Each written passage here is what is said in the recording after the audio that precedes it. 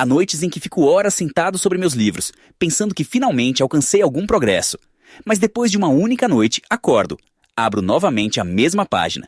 E minha mente parece vazia, como se alguém tivesse apertado a tecla de apagar enquanto eu dormia. Eu odeio esse momento em que percebo que quase nada ficou. E o pior não é o esquecimento em si, mas essa sensação silenciosa de que talvez haja algo errado comigo. Às vezes me pergunto, por que minha própria mente me abandona justamente quando eu mais preciso dela? E o surpreendente não é culpa tua. A tua mente não está estragada e a tua disciplina não é fraca. O verdadeiro problema está muito mais fundo. O teu cérebro só grava aquilo que considera realmente significativo. E tudo o resto ele simplesmente deixa cair. Não por maldade, mas porque foi programado assim há milhares de anos. Portanto, se tens a sensação de que nada fica, não é porque estudas pouco, mas porque estás a trabalhar contra a biologia em vez de com ela. O nosso cérebro não funciona como uma pen USB que guarda tudo assim que o carregamos. Ele é mais como terra, que só permite que algo cresça quando o solo está quente, úmido e bem preparado. Quando tento estudar enquanto ainda estou meio sonolento ou estressado por dentro, as informações simplesmente atravessam por mim. O hipocampo, a parte do cérebro que forma memórias, só funciona de forma confiável quando o corpo está no ritmo certo. Comecei a perceber que não basta sentar-me e esperar que algo fique. Quando estou cansado, o meu cérebro entra em modo de poupança de energia. Quando estudo sem pausas, ele simplesmente deixa de aceitar novas informações. E quando apenas leio sem realmente recordar, a minha mente acredita que aquilo não tem significado. No Japão, os estudantes têm usado há décadas uma abordagem diferente. Eles preparam o cérebro antes mesmo de começar. Um breve momento ao sol, alguns passos, uma respiração tranquila, um olhar para o que aprenderam ontem. É como um botão de arranque silencioso que diz à mente: agora. Agora é importante. Eu imaginava um stickman a saltar diretamente para uma piscina gelada e a ficar rígido de surpresa. Era exatamente isso que eu fazia sempre que tentava estudar sem considerar o meu estado interior. E só quando comecei a entender esse estado percebi que lembrar não tem a ver com talento, mas com ritmo. O conhecimento não permanece porque nos esforçamos, mas porque facilitamos ao cérebro o processo de o segurar. Quando isso ficou claro para mim, algo dentro de mim se dissolveu. Durante anos pensei que eu fosse simplesmente alguém que tem dificuldade em memorizar ou que me faltava algo essencial. Mas isso nunca foi verdade. Eu era apenas alguém que trabalhava contra o ritmo natural da própria mente. Passei a ver que esquecer não é um fracasso pessoal, mas um mecanismo de proteção. O cérebro não apaga porque és fraco, mas porque quer aliviar-te. E quanto mais eu entendia isso, menos duro eu era comigo mesmo. O verdadeiro ponto de virada foi este pensamento. Não falhas porque tens pouca motivação. Falhas porque não dás ao teu cérebro uma estrutura onde a memória possa realmente surgir. Quando aceitei isso, deixei de lutar contra mim mesmo e pela primeira vez pensei, talvez eu não precise de uma nova versão de mim. Talvez eu precise apenas de uma nova forma de lidar com a minha mente. Passo 1.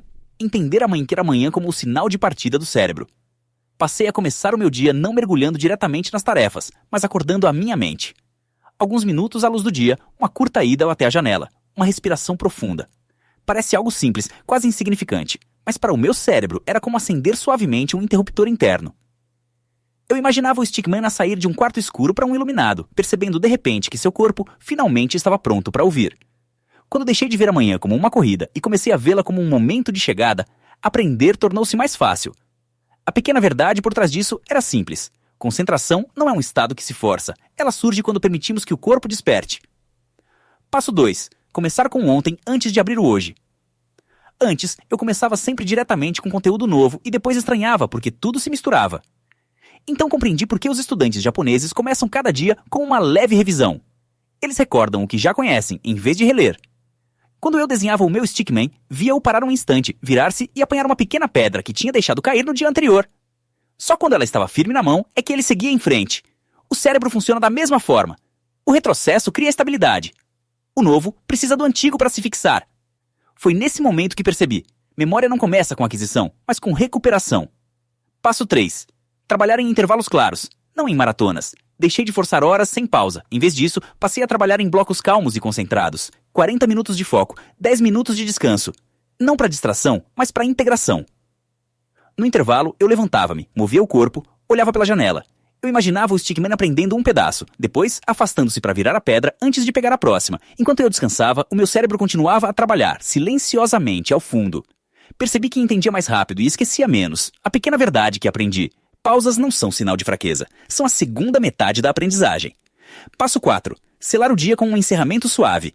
À noite eu já não fazia nada grande, apenas alguns minutos tocando o conteúdo que tinha aprendido durante o dia. Era como abotoar um casaco antes de sair. Um pequeno ato discreto que garante que nada se perca. Eu via o meu Stickman inclinar-se sobre um único símbolo, escrevê-lo mais uma vez e depois pousar a caneta, não como tarefa, mas como ritual. Depois disso, o aprendizado caía na noite como uma gota em água tranquila. Durante o sono, a minha mente organizava padrões, fortalecia conexões, deixava o importante e levava embora o que não servia. A pequena verdade aqui. Aprender não termina quando fechas os livros. Termina quando o teu cérebro decide, à noite, o que pode ficar. Quando conectei todos os passos, senti pela primeira vez uma nova forma de aprender surgir dentro de mim. Sem luta, sem pressão, sem tentar dominar o cérebro. Era mais como uma dança suave, com uma lógica interna que antes eu nunca tinha respeitado. Uma manhã que me abria, um retrocesso que me estabilizava, um ritmo que me sustentava, uma noite que me protegia. E comecei a entender. Memória não é um talento, é um relacionamento com a própria mente. Um dos erros mais frequentes era a minha impaciência. Eu esperava resultados depois de um único dia de estudo e ficava desapontado quando a minha mente não cooperava imediatamente. Mas o cérebro não trabalha no ritmo das nossas expectativas, e sim no ritmo dos seus próprios ciclos. Outro erro era o meu desejo desesperado de mudar tudo de uma só vez. Eu queria acordar mais cedo, estudar mais tempo, manter-me mais concentrado e, ao mesmo tempo, ser mais produtivo. No fim, tudo desmoronava porque o meu sistema não tinha uma estabilidade sobre a qual pudesse se sustentar. O terceiro erro estava na minha forma de estudar. Eu lia repetidamente o mesmo parágrafo, como se a repetição sem reflexão pudesse fixar algo. Mas o cérebro não se lembra da repetição, e sim do significado. O último erro era ignorar o meu cansaço. Eu acreditava que resistir era sinal de força, até perceber que a exaustão apaga qualquer memória. Só quando permiti pequenas pausas é que surgiu clareza. Tudo do que esses erros me mostraram pode ser resumido numa frase simples. Aprender não falha pela falta de capacidade, mas pela falta de estrutura. Quando olho para trás hoje, percebo o quanto fui duro comigo mesmo. Eu tomava o meu esquecimento como um sinal de fraqueza, quando na verdade era apenas um ritmo que eu nunca tinha aprendido a entender. A mudança parece difícil no início, não porque somos incapazes, mas porque estamos a mover-nos numa direção que o nosso cérebro ainda precisa aprender. Não tens nada a provar e não precisas ultrapassar ninguém. Não precisas funcionar perfeitamente todos os dias. Basta alinhar-te suavemente e dar um único pequeno passo que te aproxime daquilo que desejas tornar-te. Tu não és alguém que falha constantemente, és alguém que está aprendendo a aprender como a memória realmente surge. E cada pequeno progresso, por mais discreto que pareça, constrói algo dentro de ti, algo que permanece. Talvez não precises de mais disciplina, nem de uma nova versão tua, nem de um recomeço radical. Talvez só precises de um ritmo mais suave, de uma respiração mais tranquila e da permissão para crescer um pouco todos os dias. Nos últimos meses, percebi que aprender não é apenas uma habilidade, mas uma identidade. Algo dentro de ti muda quando começas a confiar no teu próprio ritmo. Deixas de te ver como alguém que precisa lutar o tempo todo e passas a reconhecer-te como alguém que cresce um pouco a cada dia. Não através da pressão, mas da clareza. Não pela dureza, mas pela direção. Tu não és a pessoa que fica para trás.